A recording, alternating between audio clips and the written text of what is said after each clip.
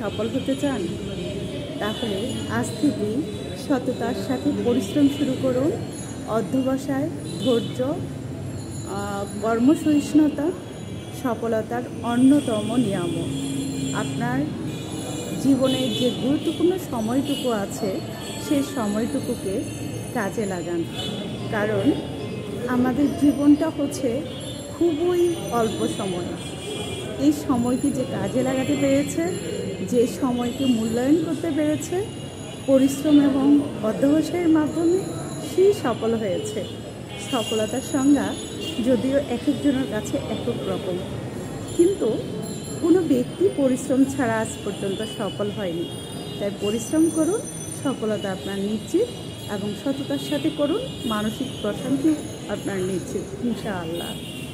ভালো থাকবেন, সবাইকে ভালো রাখবেন। আসসালামু আলাইকুম।